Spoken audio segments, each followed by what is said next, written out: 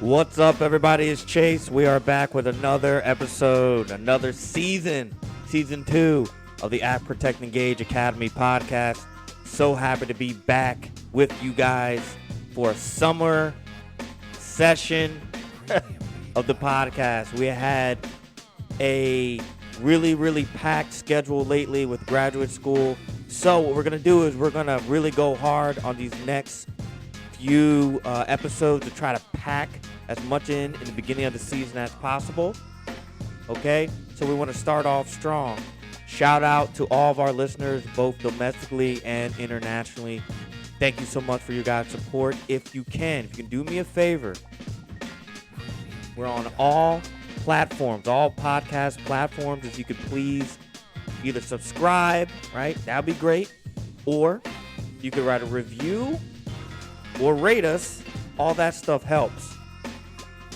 Also, make sure you turn on your post notifications, because when a new episode is released, you will hear a bing on your smartphone. You look down, you see your little header thing pop up, and it says, Act, Protect, Engage. New episode is out right now. All right, great. So, today, we're going to do a short episode. Part of it's going to be a preview of what's to come in Season 2. The other part, the first part, is going to be about concealed carry in the summer, okay? Because there are really some special considerations that you want to think about as the weather gets warmer, right? As clothes become, thinner and thinner, because we don't want to, sweat our butts off all the time. So obviously we're going to wear less clothes in the summer. There's different approaches to carrying, okay? And there's also different strategies you want to think about when you choose a concealed carry firearm, specifically during the summer months, okay? So we're talking EDC, which is everyday carry. All right, first things first, when you step outside your house, right, and depending on where you're planning to go, depending on your routine, you have to think about what type of clothing you're going to wear, right? Does it fit the firearm that you guys have? So, for instance, if you have a heavy 1911, right, in the spring, in the winter, carrying it inside the waistband or on your hip underneath a jacket or a sweatshirt might work. It might be perfect. No problems. When it starts getting hotter, it's already in the 80s, 90s down here in Houston. So you can't really wear heavy steel firearms on your waist with, shorts. You got tank tops, you got short sleeve shirts, right? Unless you want to wear like go to the big and tall store and get like a triple XL, right? So you got to think about the type of firearm you want to carry. And that kind of goes with your wardrobe. All right. So pick a firearm that suits your wardrobe, that fits your personal style.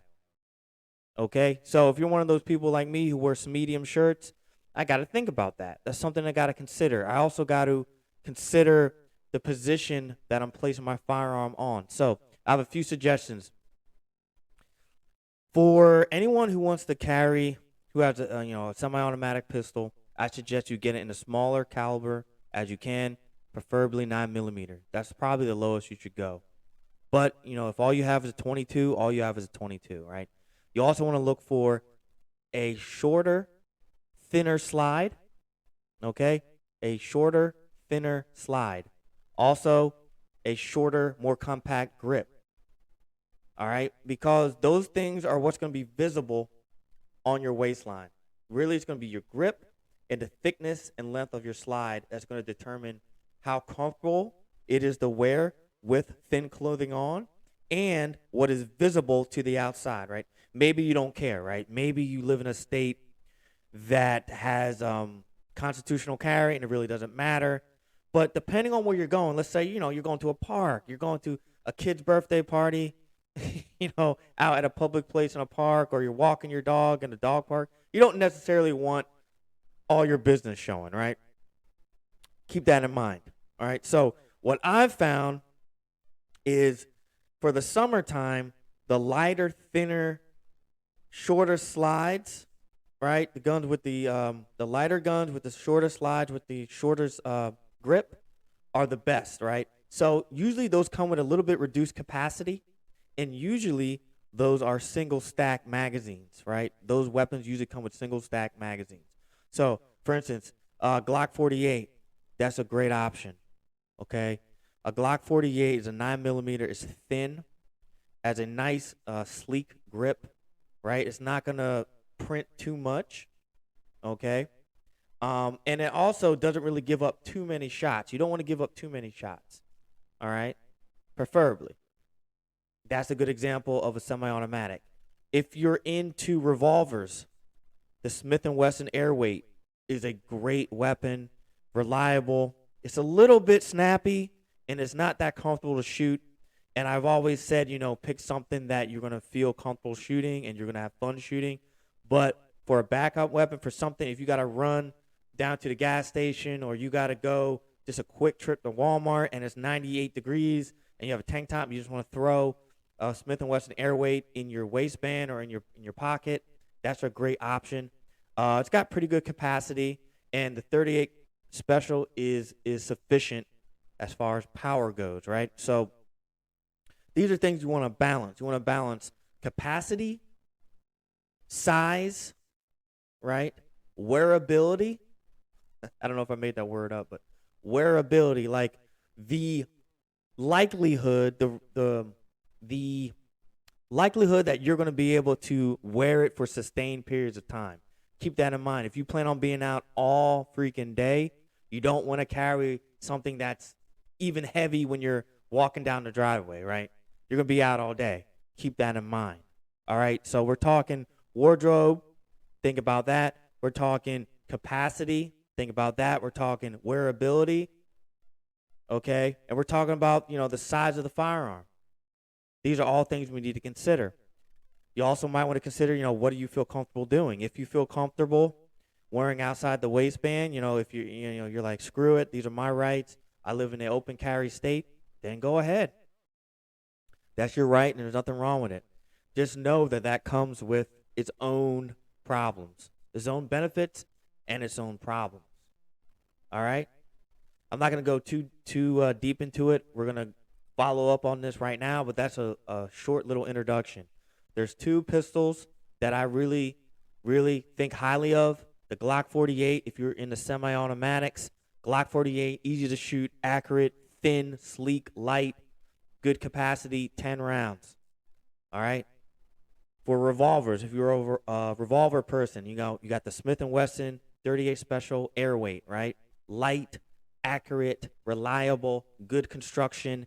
You can conceal that thing under almost anything. Like, you can literally wear that anywhere and no one will know it's there. The capacity is a little bit reduced, but it's got good punching power. And if you just need a quick errand to a local gas station, 5-10 minutes, perfect. Throw it in your pocket. Even if you're wearing sweatpants or, workout shorts, you can still wear it, right? Okay, so that's that.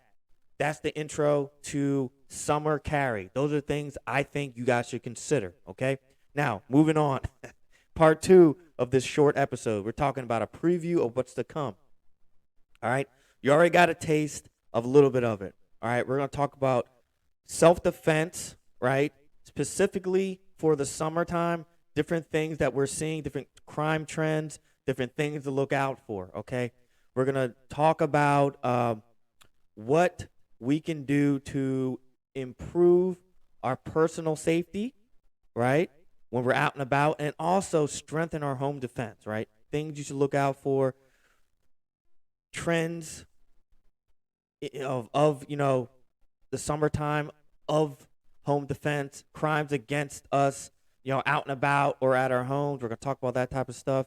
All right. Also, as usual, we're going to do some history. We're going to go over some history. We have some great subjects. We're talking about the World War II, specifically the Japanese campaign, the Pacific campaign. I feel like that's not talked about enough.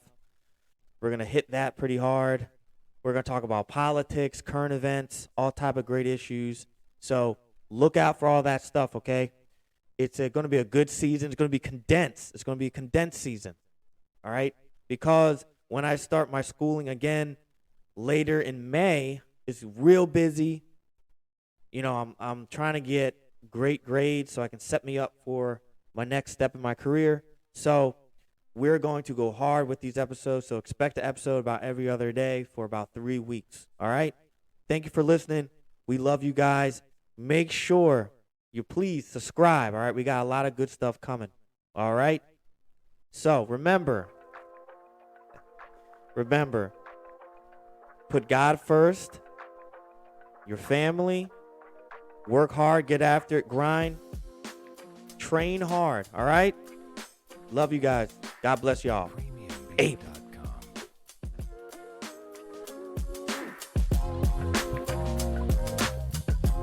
Remember, every other day.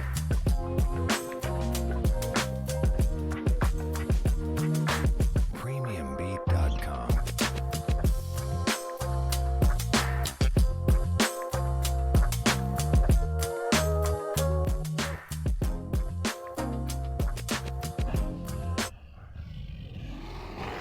We love y'all. A.P.E. out. Peace.